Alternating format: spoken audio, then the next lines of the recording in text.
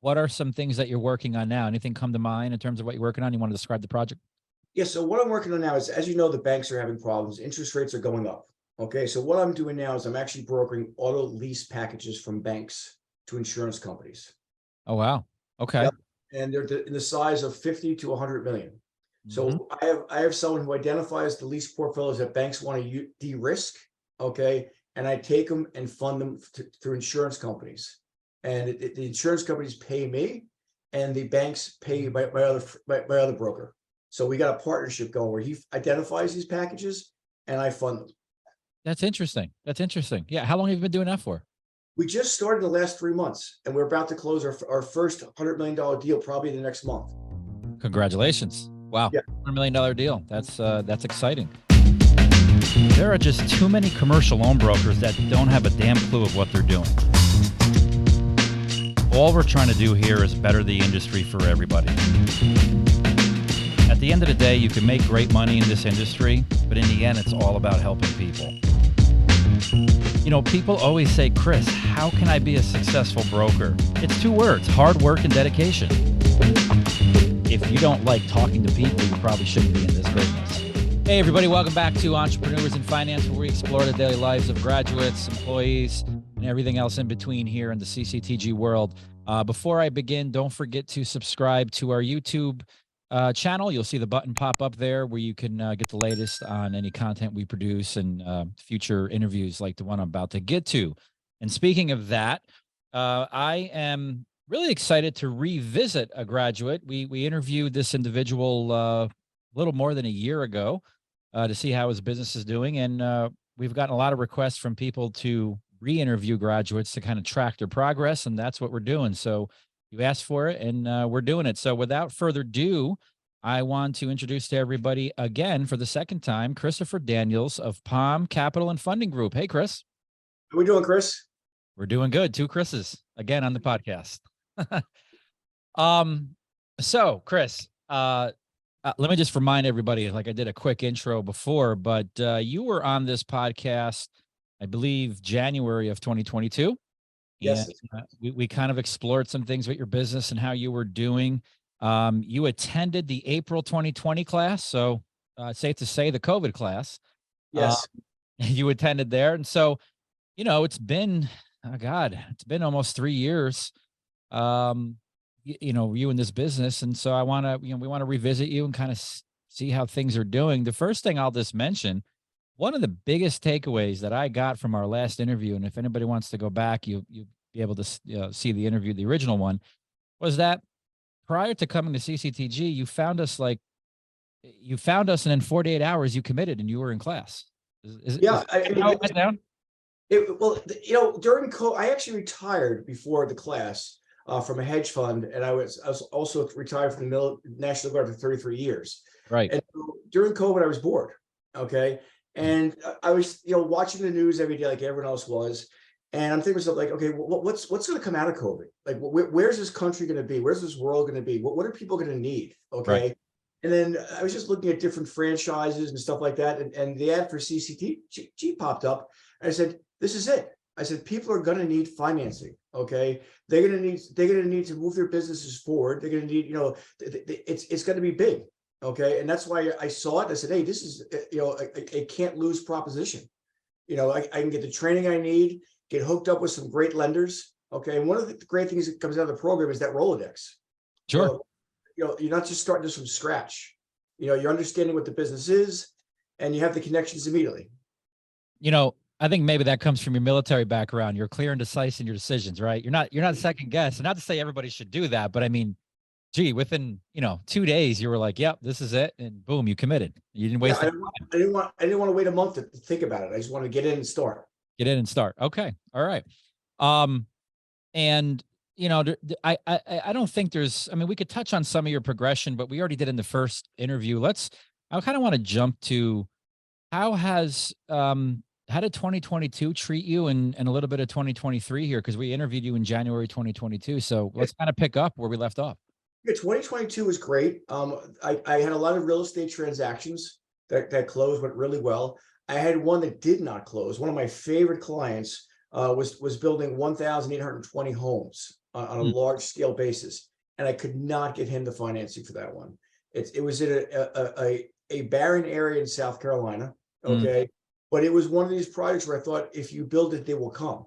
You Right. know, look at the progression of real estate. I'm in Florida, and Florida's gotten overpriced now. So a lot of retirees are looking for alternative places to go. And we both believe, me and the client, that South Carolina was going to be that place. Yeah. And he was older, and he just didn't want to, I guess, pursue it much longer. He just said, I'm just done. And he just stopped the project. Kind of ran out of energy a little bit, right? Yeah. Yeah. But it was going to be Which a is great understandable. project. It was Which is going to be. understandable. Okay. Um, I think, being at the times we're living in now and just kind of how the economy's going, how has that negatively or positively affected you, in the last 4 or 5 months with the hikes in interest rates, et cetera? I think it's helped because banks, as we know, are having trouble right now. Right. Okay, some banks are pulling back on lending, and we're in the unbankable market. We find the people who just can't walk into a TD or Citibank and get funding. Okay, and we deal with those good clients that still need financing for great projects. And I think the hike in interest rates and the bank failure, okay, that just happened, I think is really helping my business now. And I'd have to agree. And the reason I say that is I see it in our own lending business, right? And I think a lot of brokers should realize this if they haven't done so already, that are maybe listening to this. When things like this happen and banks tighten up and hold back, all of a sudden if you're a broker and you operate in that unbankable space, you have to deal with a lot of hair on deals, right? And figure it out. But I think now we're seeing all these A-plus borrowers that can't get what they need from the banks, right? Like these high quality deals. And now they're having to resort to kind of alternative methods or structures with, a lot of private lenders, which is both good for you and I. Yeah. And what I tell my clients is when I had the first conversation, I say, listen, I'm free to use. Okay. You pay me nothing up front. And Right. I search the market for you to find you the best deal for your project. And it takes the time, it gives them back the time where they have to walk into a Citibank and get told no. If they walk into a TD Bank and get told no, I'm doing all that legwork for them. Hmm. Okay. And there's no risk. If the project doesn't fund, they're not losing any money. They just lose the project. So that's why that's been my strategy to keep my clients to say, listen, keep coming back to me. You can try the banks. Okay. I'm saying, try every method, work side by side with me, but I'm going to get you a great deal. Right. And I think that's a great way to sell yourself. I mean, you don't lose any money by letting me work for you. I only succeed if you close, essentially, right? Yeah. And I've had I've made some broker friend relationships, and they were considering charging fees because there are some clients that won't close a deal no matter what you bring them. Okay. And they Sure. feel like they're wasting their time, but that's just part of the game. It is. And I always found in this business, in the brokering business at least, charging people with fees up front if you're a broker and having them be non-refundable, if you bring them a deal, they don't take it. I think that's going to deter more people working for you than it is going to, allow people to work with you. Because, it's a risky thing on the borrower's part. And in my experience, if a borrower is going to shop you, they're going to shop you even with a first right of refusal, Yeah. that's why I don't even bother with it. I never have with those No, things. yeah, I don't like upfront fees because when I see someone getting charged an upfront fee, it tells me that they're not guaranteeing success. And that's how I get paid. If I close a deal, that's how I make my money. Yeah. Yeah. Um, what are some things that you're working on now? Anything come to mind in terms of what you're working on? You want to describe the project? Yeah, so what I'm working on now is, as you know, the banks are having problems. Interest rates are going up. Okay, so what I'm doing now is I'm actually brokering auto lease packages from banks to insurance companies. Oh, wow. Okay. Yep. And they're in the size of 50 to 100 million.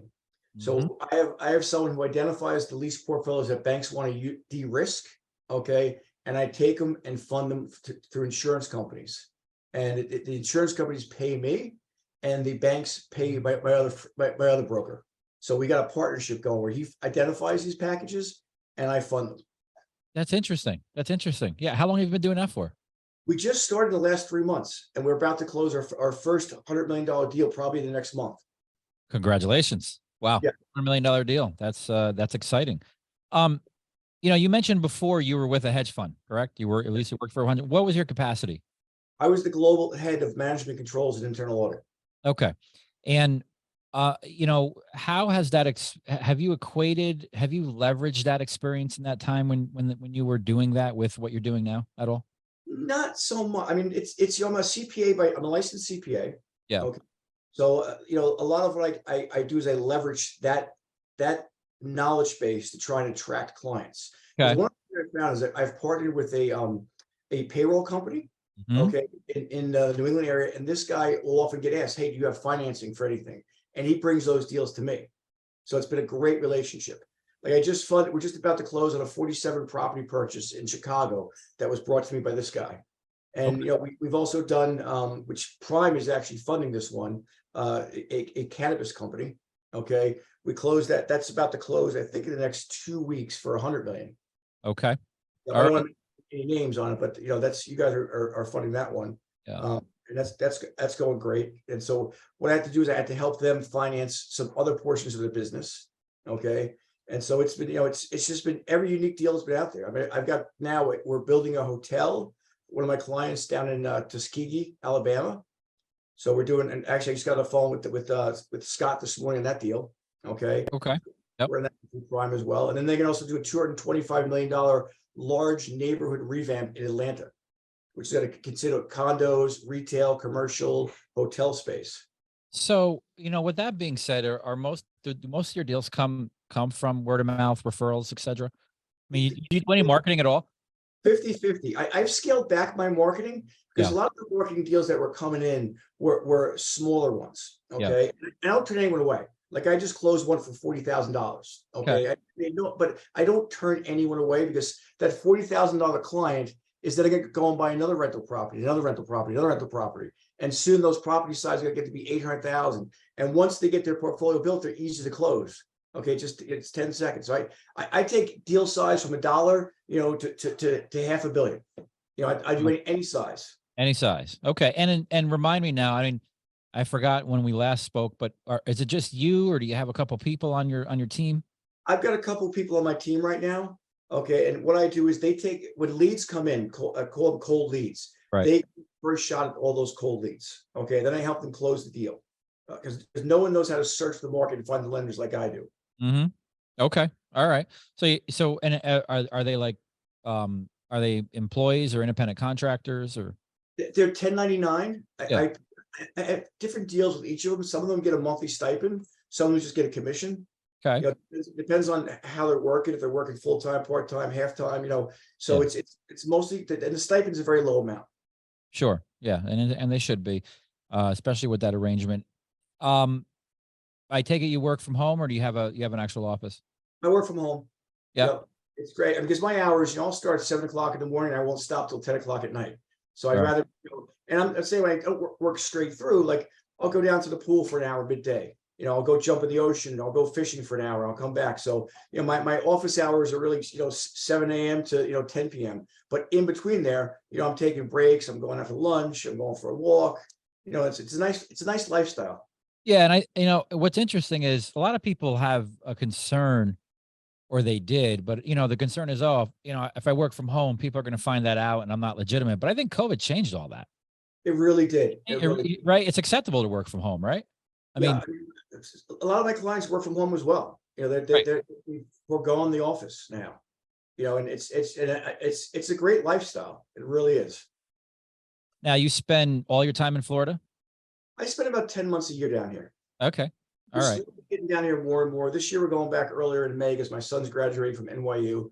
So we're going back. Congratulations. We're going to come back at the end of July. We'll stay here until Thanksgiving, spend the holidays back in New York, and then back in January, Florida. Any plans to bring the son into the business? No, he is a film major and he's actually been very successful. Okay. He actually won the LA Film Festival as the best student film. Wow. And the actress in that film won the best actress, not the student actress. So he's been really successful. And he's shot some good music videos. He's working now with Felicia Rashad, if you remember, for the Cosby Show. Okay, so he's shooting her video for her this week. So he's successful on his own. So and has no interest in being in the finance area. Well, it's certainly not. Yeah, I can see when he's doing things like that, finance may seem boring to him, I would think. Yeah, the only financing he wants is from the bank of dad. That's the only financing he's interested in. That's the best bank of all. Yeah. Bank of dead. Bank of dead. Um, so what would you attribute, right? It seems like you had a really, you've had a successful journey. We talked about this on the first one, but what would you attribute your, how you got to where you are today from when you started CCTG? What would you attribute that in your own characteristics? Like what does it take? You got to network. You got to not be afraid to talk about your business, because you're never going to know who's going to know someone who's going to know someone who wants financing. Mm, You just got to not overly talk about it, but like I went to dinner on Saturday night, and I met someone who has a PE firm, okay, who's looking mm, for investments, okay, direct investments. And one of the things I also do in my business is I also help people find equity. So I have 3 equity deals now, which are not a traditional CCD type project. right. And you can only make those through connections. There's no way you can work it out there. Private equity firms are not going to answer the phone. So you meet these people, you have the conversation. Hey, I've got some great deals for you. I've got, one deal now where a guy invented a paint that goes on the inside of a tailpipe, which cuts emissions down to 0. And Wow. he's looking for 1.5 million to perfect the science and then sell it to General Motors, Ford, and all the auto parts, all the auto companies. That's exciting. Yep, I've got another guy who now he deals in the medical waste business, and to dispose of waste right now, the market's about 60 cents a pound. He invented the incinerator that does it for 6 cents a pound. Right. Wow. And he wanted funding to build these machines and sell them. And I actually talked to him, what do you do? You're going to make any money that way, okay? Your model should be go and buy these disposal centers and put your machines in there and pick up the waste for 50 cents a pound. That's how you're going to make your money. And so now I'm actually partnering with him to raise financing, and he's going to give me a piece of the business if I'm successful. That's great. I mean, yeah, that's great. I mean, I don't have much critique there. You're doing all the right things. Yeah. I mean, you got it down. What about, like what about yeah, you talk about networking, but what about personal growth? Like, what does it take to get over objections? I mean, at some point, when you started the business, it was tough. It's not easy, right? I mean, it takes hard work. Like I say in the beginning of this podcast, Loop, hard work and dedication. But what do you think carries you through the frustrating moments of this business, or if things are not working out? Like, what would Well, you? I hate failing my clients. Like I've got a challenging client now, a woman who's trying to buy a daycare center, okay? And she's got a FICO score 450, Mm, okay? And she's got the FICO score 450 because she raised her kids on her own, okay? Couldn't build her credit up. And now she wants to open her own center. And I want to succeed for her, not for my own monetary benefit, but I want to see her make it and get a piece of the American pie. sure, sure, yeah. And so that drives you, right? I Yep, mean, not. that's the drive right there. And we talk about that. It's not just about the commission. It's at the end of the day, you're helping somebody with their dream, and if you're successful in doing your job, I mean, I don't think any amount of money can replace the fact that you gave somebody an opportunity to change their life, and now their life has changed, and they're out doing better things. I mean, Yep. that's a great feeling, isn't it? Yeah, I mean the business loans I love the best, but they pay the least. Okay, because they're only going to be 400, 500 million dollars. The larger real estate transactions where someone's getting a $12 million real estate loan, okay, that pays the bill, but it's not exciting. So Yeah. I like going through the financial statements. I like building a packet and crafting your story so they can get funded. And that's why we say a lot of the business loan type scenarios or working capital loan, those are, as you've heard this, I've coined this term, but the paying the bill stuff, right? The paying the bills products, because they're quick closing. You're not making a gazillion bucks with it, but it's something to generate cash flow, Yeah, yeah. you know? Um, what would you say your goals are for 2023? I mean, you looking to double the volume? Are you looking to bring on more people? Tell me about that. I'm actually going to look to slow it down a little bit. Okay. Really? I'll tell you why. Because one of my first clients was a bottling company. Okay. And he was having trouble running his business. Okay. Because he couldn't find the technology out there. He actually built a technology package that has every single thing you need in there, whether it's a VRM, a CRM. We've got our own Zoom, our own constant contact, all for small businesses. And we're selling it for $25 per user per month. Plus, it has an e-commerce site and a website builder. and we're about to go launch with this. So I'm the part-time COO of that business. Wow. Okay. Okay. I own 10% of the company, and it's going to be big. Another thing happened is I told you I was in the military, and unfortunately I lost 19 guys in combat. And I've actually lost more since I've been home to suicides and cancer. And I was at a funeral in November of 2021, and I was at Arlington National Cemetery. I looked around at all these gravestones. I'm like, what's the story behind these people? It just has their name, their rank, the date they were born, the date they died, and perhaps where they served. But there's no way to know who's in the ground. And so me and my wife developed a concept, we call it Remember Me, where now we take it from the start of the funeral to the actual resting place. We have a QR code that we're going to place inside the funeral homes. When you walk in, you sign a guest book electronically. So now that everyone who attends it can sign it, or you can attend the funeral virtually. Okay. You can upload pictures. You can sign up for email reminders. And that QR code then goes on the back of the gravestone. So anyone who visits the gravestone can scan it and see who's actually in there, see their face, see their life story, and can leave a message. And we're about to launch that one in May as well. So Great. Yeah, so I've got two different things going on. But now the reason why I want to keep Palm Capital going is with OrcaSmart, okay, we've got 10,000 businesses we're going to sign up, okay? So my Palm Capital is going to go right on that website for anyone that needs business funding, working capital, SBA loans. So when I say I want to slow it down, okay, it's going to blow out of the water in the next 6 months. Okay, I'm going to probably be a big hiring spree to try and get more brokers to join because we're going to be getting never-ending phone calls about all these different funding options businesses need. Wow, that's fantastic. I mean, it sounds like those two ventures are absolutely going to take off, and that, you're going to be at a. I'm going to have confidence in you, right?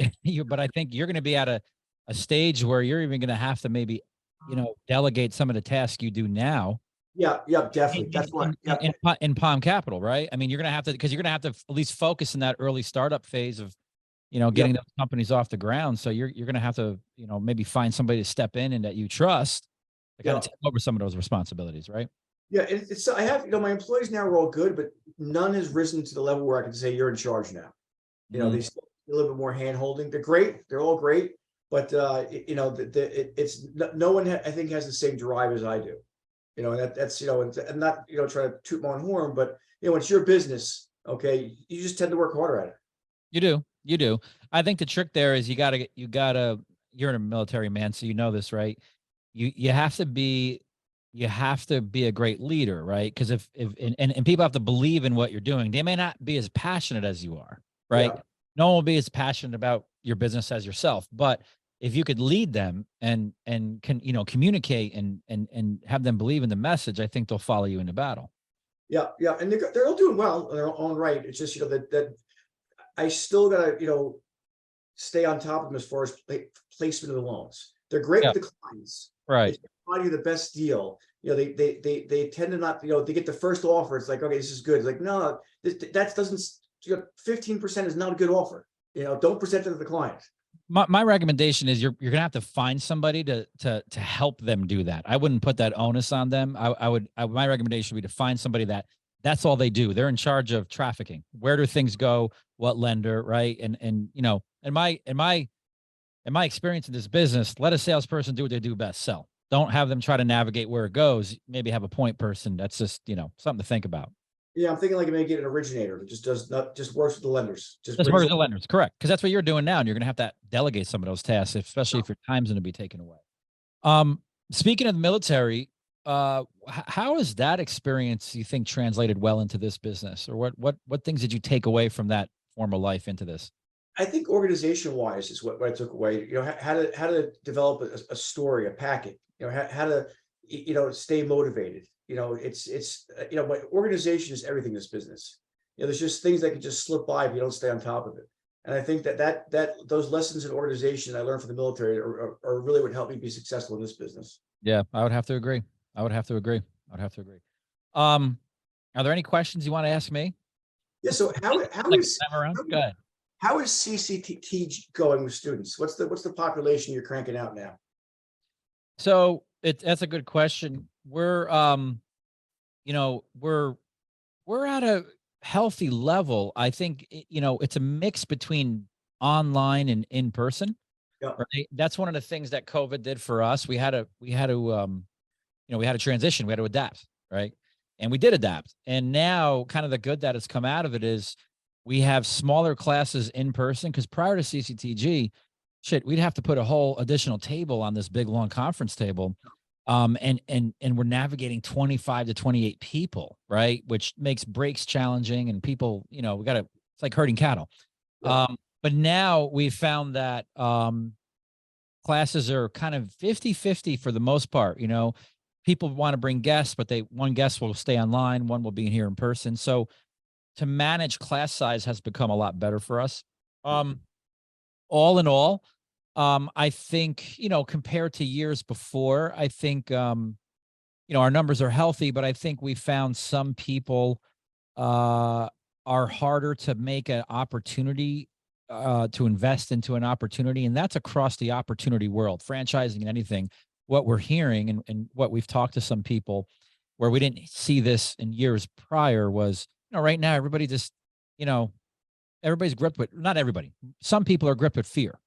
And they know it's a good opportunity, but they don't want to part in investing in an opportunity, whether it's us or anybody else, because they're fear what's going to happen, right? The whole banking thing and the kind of the fear that people have, which I don't think is I don't think is a real fear. I think it's kind of a thing that spreads and everybody gets caught up in it. I think so we're hearing that a little bit, but all in all, we have healthy classes every month.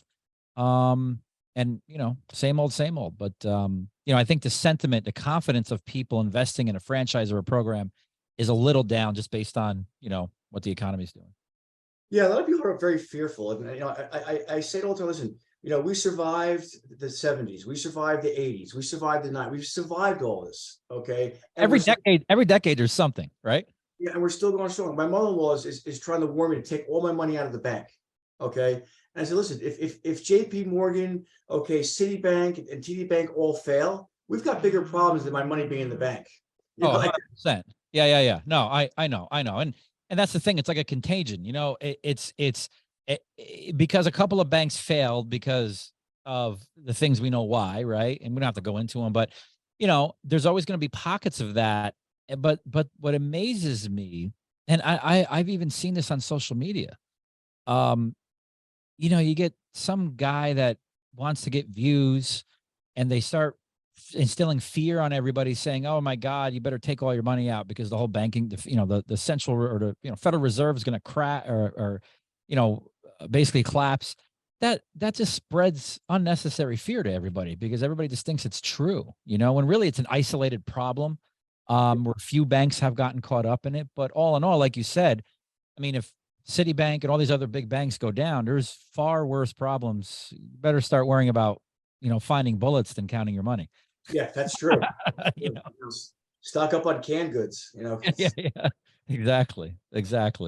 Well, that's, no. So all in all, I mean, everything is good here. I love the fact that we got a chance to interview you again. Any words, I guess, last parting advice, what would you say to any grads out there, newer grads that may be feeling frustrated that are watching this, or, it's been a couple months, 6 months, and they're, they can't find their rhythm? Any words of encouragement? Yeah, I mean, just really keep at it. I mean, and just open your eyes to any type of deal. Don't specialize, okay, but just spread the word what you're doing, and people will come to you. Yeah.